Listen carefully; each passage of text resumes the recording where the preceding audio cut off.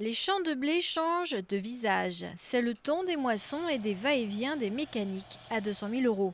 Aujourd'hui, de nombreux agriculteurs ont investi dans des moissonneuses sophistiquées avec GPS. On aime bien un peu les nouvelles technologies, c'est-à-dire savoir un peu où on est dans les parcelles.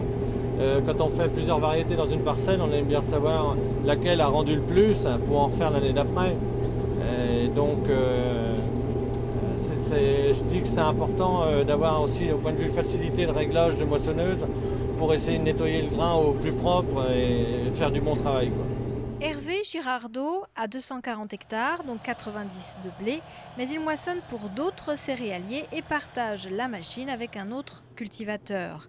Les 200 000 euros ne sont investis que pour 15 jours par an. Malgré tout, pour eux, la moissonneuse est un outil indispensable. Les exploitations qui se groupent en général achètent une bonne moissonneuse pour travailler plus vite. Et donc, au point de vue investissement, revenir un retour à l'hectare très faible par rapport à faire un appel par entreprise. Une entreprise à l'heure actuelle prend entre 80 et 90 euros de l'hectare pour faucher, et tandis qu'un investissement, quand il y a un certain nombre d'hectares, tel que celui-là, revient autour de entre 60 et 65 euros de l'hectare. Le calcul, quand il est possible, est vite fait, surtout que ces moissonneuses dernier cri offrent une palette d'informations toutes utiles. Température naturellement, mais aussi taux d'humidité, rendement sec, surface déjà travaillée, etc. Le poids, le rendement instantané, là vous avez un rendement humide et le débit de la moissonneuse actuelle.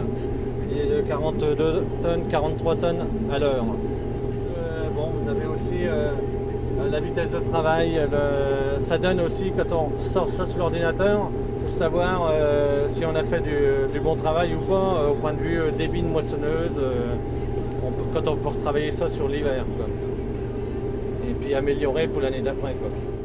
Le blé fauché par Hervé ce matin a été vendu au prix du jour, à savoir 152 euros la tonne. La qualité de ce blé est relativement médiocre. Les conditions météo depuis le printemps n'ont en effet pas permis au grain de se remplir de façon satisfaisante.